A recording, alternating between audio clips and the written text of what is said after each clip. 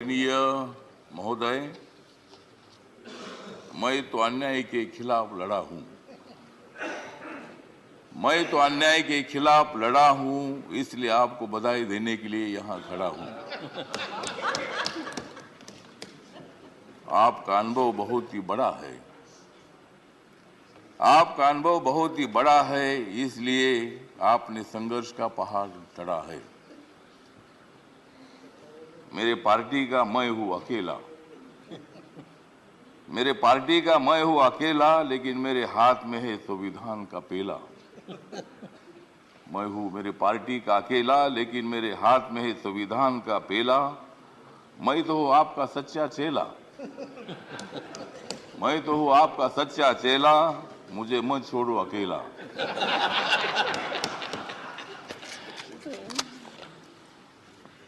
जिन्होंने उपराष्ट्रपति का सर किया है गढ़, जिन्होंने उपराष्ट्रपति का सर किया है गढ़, उनका नाम है धनखड़।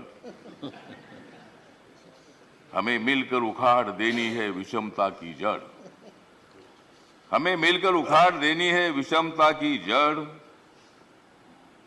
इसमें जरूर सफल होंगे आदरणीय धनखड़। हाउस में जो सदस्य करेंगे फ्रैक्शन, हाउस में जो सदस्य करेंगे फ्रैक्शन, उनके ऊपर होनी चाहिए कड़ी एक्शन। हमें तो मजबूत करना है भारत नेशन। हमें तो मजबूत करना है भारत नेशन। हंगामा करने की हमें नहीं चाहिए फैशन। तो हमें पूरा विश्वास है कि आप बहुत बड़ा संघर्ष करते करते यहाँ पहुंचे हैं। गांव से आकर किसान के बेटे के माध्यम से आप इतने बड़े उच्च पद पर आए हैं। इसमें आपका अनुभव, आपका बहुत बड़ा संघर्ष है। बहुत बड़ा काम आपने किया है। आपने पश्चिम बंगाल में गवर्नर का जो काम किया है, बहुत बड़ा वहाँ चैलेंज था। वहाँ काम करना बहुत बड़ा मुश्किल था, लेकिन आपने बंगाल में बहुत अच्छा काम किया है।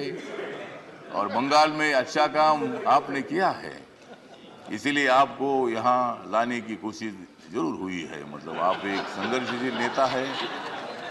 मतलब वहाँ अगर आपका काम ठीक नहीं होता था तो शायद ये पद आपको मिलना बहुत बड़ा मुश्किल था, लेकिन आपने बहुत अच्छा काम किया है।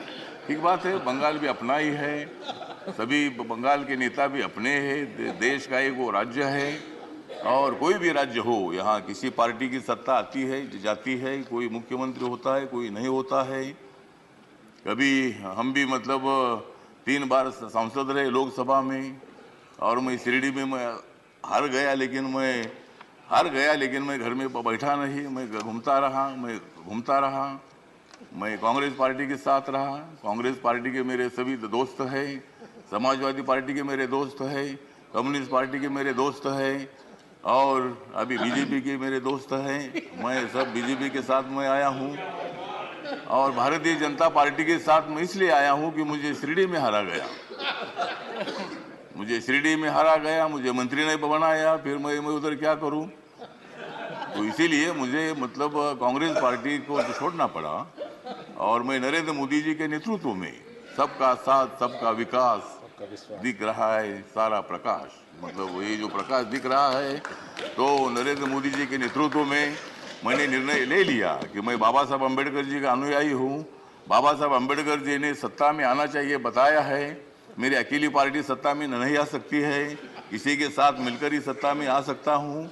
और मेरे पार्टी का मुझे लोग पूछते हैं कि तुम्हारा पार्टी का एक भी लोकसभा में मेंबर नहीं है, तो भी आप मंत्री कैसे हैं। तो मैंने बोला, माननीय नरेंद्र मोदी जी को जाकर पूछो, मतलब मैं कैसा मंत्री हूँ। मतलब मैं अकेला हूँ, लेकिन मेरे पार्टी के लोग पूरे देश भर में है। नॉर्थ ईस्ट में मेरी पार्टी सभी पार्टी है, और मुझे बोलने का मौका दीजिए। मुझे मालूम है कि आप बहुत अच्छे आदमी हैं, और मैं आपको, हाँ, आप मुझे हर बार बोलते थे कि हमको कविता सुनाओ। अगर आप मुझे ज़्यादा बोलने के लिए देंगे तो मैं कविता सुनाऊंगा, नहीं तो एक भी कविता नहीं सुनाऊंगा। तो ठीक बात है, तो इसीलिए मतलब कविता सुनाता भी रहूँगा। और आप एक अनुभव है, तो इसीलिए अपोजिशन को भी आप मौका दीजिए, हंगामा करने के लिए मौका दीजिए, लेकिन एक आधा दिन हंगामा करने के लिए मौका दीजिए, दूसरे दिन एक्शन होना चाहिए और हाउस का काम भी मतलब चलना चाहिए। इसीलिए आप एक सर्वोच्च हाउस के आप चेयरमैन बन गए हैं। इसीलिए मैं, मेरी जो आरपीआई है, रिपब्लिकन पार्टी है, गरीबों की पार्टी है, दलितों की पार्टी है, इस पार्टी की तरफ से मैं आपके साथ हूँ। मैं हमेशा आपको साथ देता रहूँगा और आप मुझे बोलने का मौका देते रहो। जय जय भीम, जय भारत।